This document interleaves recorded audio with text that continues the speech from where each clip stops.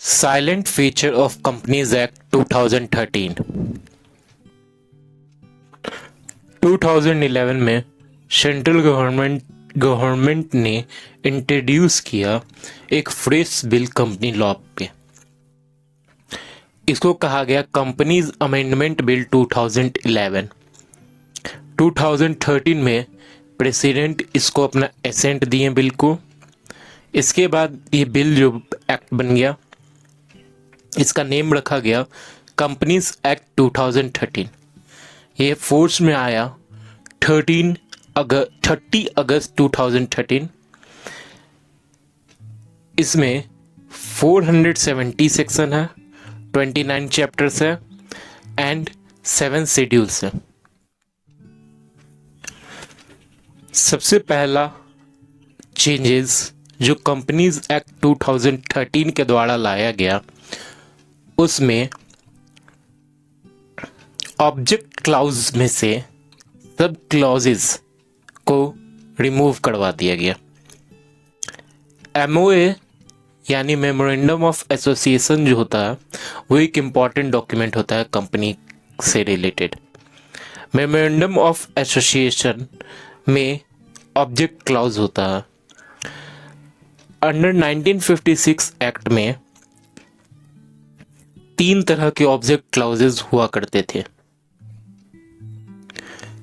पहला clause main object को बताया करता था कि कंपनी किस तरह का बिजनेस करना चाहता है, वो मेन ऑब्जेक्ट में दिया रहता था।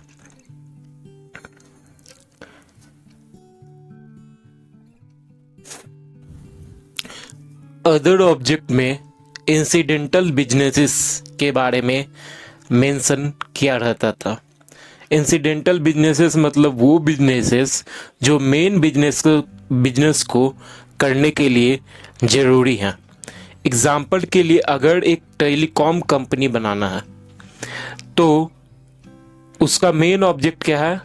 मोबाइल कम्युनिकेशन प्रोवाइड करवाना, मोबाइल कम्युनिकेशन। लेकिन कंपनी को मोबाइल कम्युनिकेशन प्रोवाइड कराने के लिए और भी दूसरे बहुत सारे वर्क करने पड़ेंगे, जैसे कि लैंड परचेज करना, टावर सेट करना, कस्टमर केयर सपोर्ट सेट करना।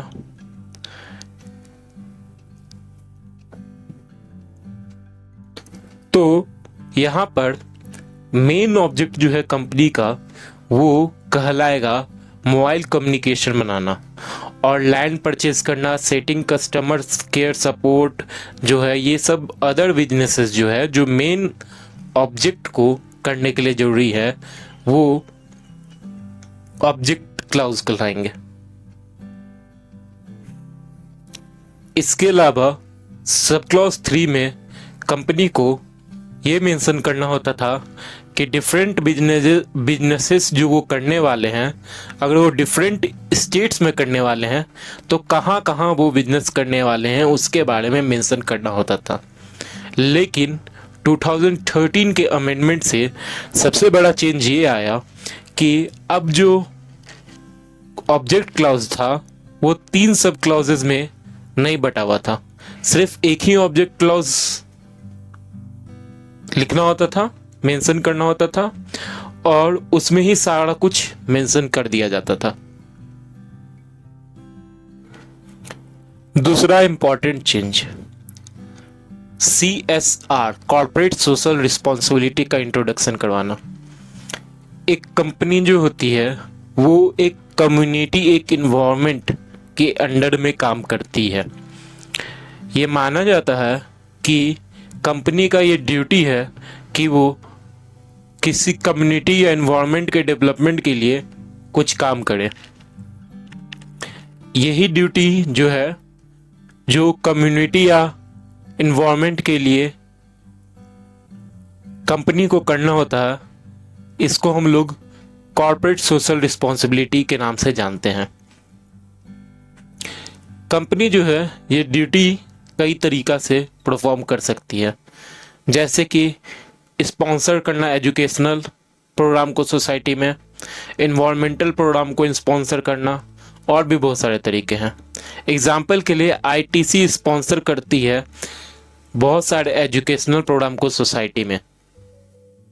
2013 के पहले कॉर्पोरेट सोशल रिस्पॉन्सिबिलिटी जो था वो सिर्फ एक मोरल ऑब्लिगेशन था कंपनी पे। ये जो था वो एक पूरी तरह से वॉलेंट्री था।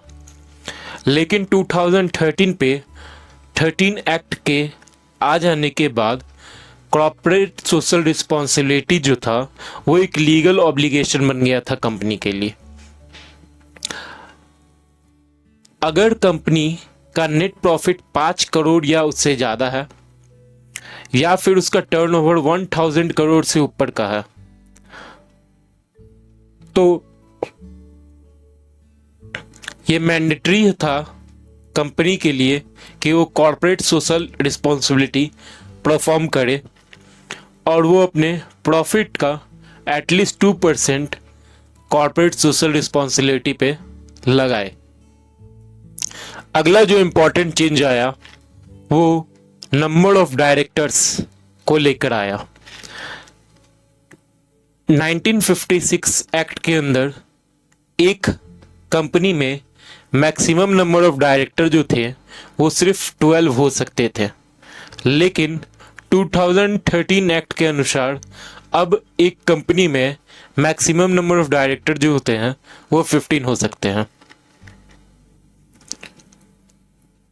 1956 एक्ट के अंदर एक पर्सन एट ए टाइम सिर्फ 15 कंपनीज में एज अ डायरेक्टर काम कर सकता था, एज अ डायरेक्टर वर्क कर सकता था।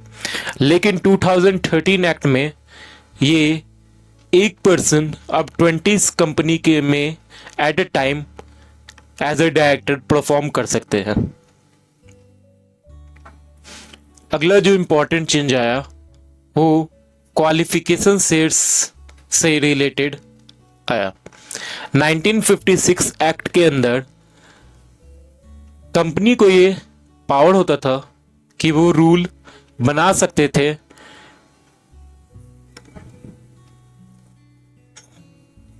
कि वो अपने हिसाब से किसी पर्सन को डायरेक्टर बनाने के लिए कुछ भी क्वालिफिकेशन रख सकते थे। फॉर एन एग्जाम्पल, कंपनी एक रूल बना सकती थी जिसमें वो ये मेंशन कर सकती थी कि सिर्फ वही पर्सन डायरेक्टर्स बन सकते हैं कंपनी के जिनके पास कंपनी के शेयर 5000 से ज्यादा नहीं हो। कहने का मतलब 1956 एक्ट के अंदर कंपनी को ये पावर था कि वो अपने हिसाब से क्वालिफिकेशन के लिए कुछ भी क्राइटेरिया ऑप्ट कर सकती थी। फॉर एन एग्जाम्पल, वो एक क्राइटेरिया बना सकती थी कि कंपनी में सिर्फ वही person as a director work करेंगे जिनका कंपनी में शेयर का वैल्यू 5000 से एक्सीड ना करे। अगर कोई पर्सन उस कंपनी में डायरेक्टर बनना चाहता है तो उसको ये क्राइटेरिया फुलफिल करना पड़ेगा। इसी को हम लोग क्वालिफिकेशन शेयर्स बोलते हैं। अगर कोई पर्सन ये क्वालिफिकेशन होल्ड नहीं करता है, उसके बावजूद भी उसको डायरेक्टर बना दिया जाता है, तो उसके पास 2 मंथ का टाइम होता है। उस 2 मंथ के टाइम के अंदर उसको ये क्वालिफिकेशन जो है वो एक्वायर करना पड़ेगा। अगर वो ये क्वालिफिकेशन एक्वायर नहीं करता था तो उसको पेनल्टी देना पड़ता था। लेकिन 2013 में अमेंडमेंट लाके सबसे बड़ा चेंज ये हुआ कि क्वालिफिकेशन शेयर के प्रोविजन को रिमूव करवा दिया गया।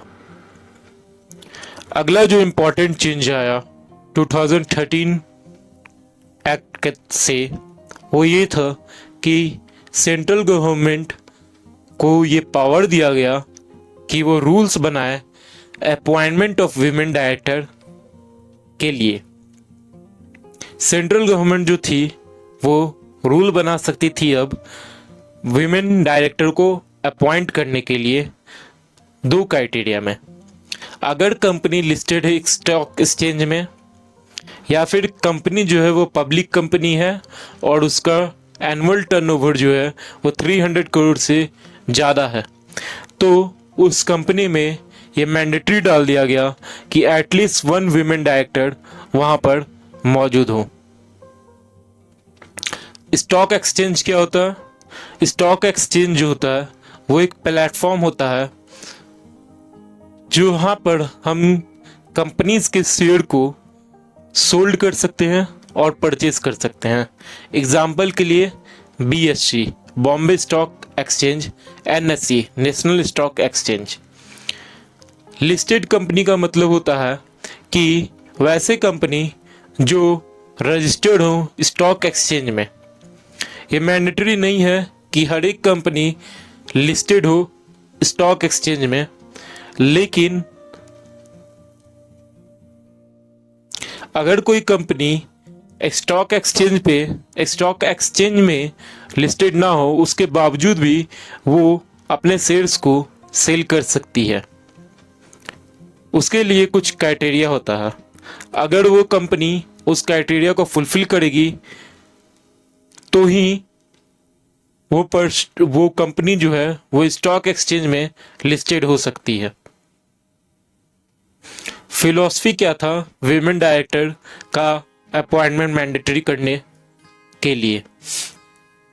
पहला फिलॉसफी ये था कि विमेन एम्पावरमेंट करना था कॉर्पोरेट सेक्टर में, और दूसरा ये था कि ये देखा गया है कि विमेन डायरेक्टर अगर परफॉर्म कर रही हो फाइनेंशियल बिजनेस तो वो ज़्यादा बेटर से फाइनेंशियल बिजनेस को मैनेजमेंट कर सकती थी।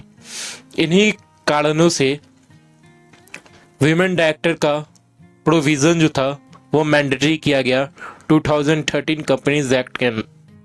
अगला इम्पॉर्टेंट चेंज जो था 2013 एक्ट के कारण वो था meeting of board of directors. 2013 act के अंदर कंपनी जो थी वो एटलीस्ट 4 मीटिंग होल्ड करवाना रहता था 1 साल में बोर्ड ऑफ डायरेक्टर्स का, और ये भी प्रोविज़न था कि 2 कंसेक्यूटिव मीटिंग के बीच का गैप 120 दिन से ज़्यादा ना हो।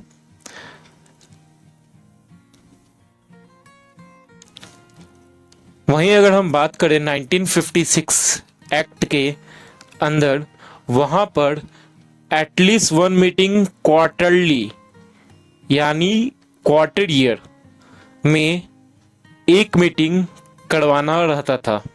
इसके कारण बहुत सारा इनकन्वीनियंट होता था।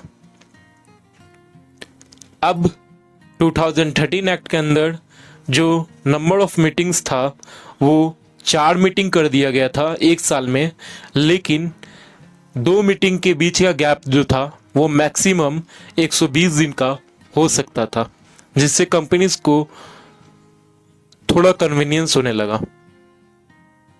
नेक्स्ट इंपॉर्टेंट चेंज जो आया 2013 एक्ट के कारण वो था establishment of NCLT national company law tribunal का इस्टेब्लिशमेंट किया गया 2013 एक्ट के अंडर। 2013 एक्ट जो था वो CLB कंपनी लॉ बोर्ड को एबॉलिश कर दिया। CLB के प्लेस पे NCLT को पावर दे दिया गया, यानी CLB अब NCLT में ट्रांसफर हो गया था।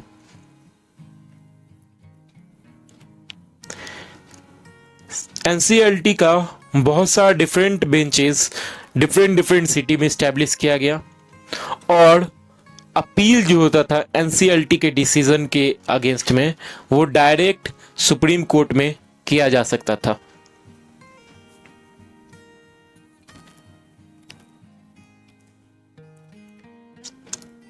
NCLT के डिसीजन का अपील जो होता था वो NCLT national company law appellate tribunal में किया जा सकता था, और NCLAT का डिसीजन का अपील अब सुप्रीम कोर्ट में किया जा सकता था। यानी एनसीएलटी का अपील एनसीएलएटी में और एनसीएलटी का अपील सुप्रीम कोर्ट में करने का प्रोविजन बनाया गया। अगला जो इम्पोर्टेंट अमेंडमेंट किया गया वो डोरमेंट कंपनीज के रिगार्डिंग में किया गया। 2013 में एक नया कॉन्सेप्ट आया डोरमेंट कंपनी का। डोरमेंट कंपनी का मतलब इनएक्टिव कंपनीज। ये वो कंपनियां होती थी जो बिजनेस एक्टिविटी कैरी नहीं करती थी। ये कंपनियां सिर्फ फ्यूचर प्रोजेक्ट को प्रिजर्व करने के लिए या फिर IPRs, intellectual property rights, copyright, patent right, ये सब को प्रोटेक्ट करने के लिए इस्टेब्लिश किया जाती थी। 2013 एक्ट में फॉर्मेशन ऑफ डोरमेंट कंपनी को अलाउ कर दिया गया। अब 2013 एक्ट के आ जाने के बाद डोरमेंट कंपनी का इस्टेब्लिशमेंट किया जा सकता था। 1956 के एक्ट के अनुसार अगर वो कंपनी एक्टिवली बिजनेस कैरी नहीं कर रही है तो वो कंपनी को क्लोज करवा दिया जाता था आरओसी के द्वारा। लेकिन 2013 एक्ट जो था वो अलाउ किया कि हम फॉर्मेशन ऑफ कंपनीज कर सकते हैं कुछ केस में, लाइक फ्यूचर प्रोजेक्ट के लिए, प्रिजर्विंग आईपीआरस के लिए। ये प्रोविजन जो था वो ज़्यादा कंसिडरेशन किए बिना पास किया गया था। पार्लियामेंट को ये प्रोविजन 2015 में अमेंड करना पड़ा क्योंकि इसके कारण काफ़ी प्रॉब्लम्स फेस किया जा रहा था। 2017 में कंपनीज अमेंडमेंट एक्ट आया।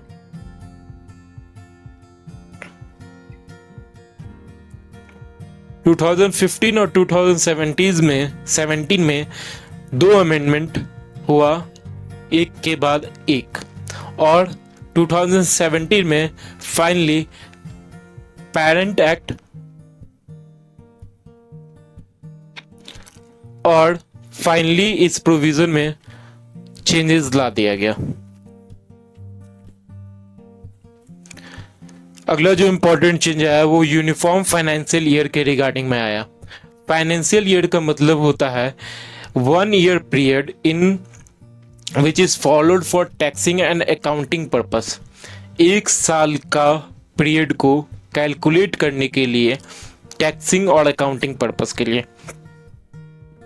1956 एक्ट में डिफरेंट टाइप ऑफ कंपनीज के different type of accounting period हुआ करते थे, लेकिन 2013 एक्ट को में सभी टाइप के कंपनीज के लिए एक यूनिफॉर्म फाइनेंशियल ईयर का प्रोविज़न बनाया गया। ये यूनिफॉर्म फाइनेंशियल ईयर जो है वो 1 अप्रैल से 31 मार्च तक हुआ करता है। So this is some important changes about by companies act 2013।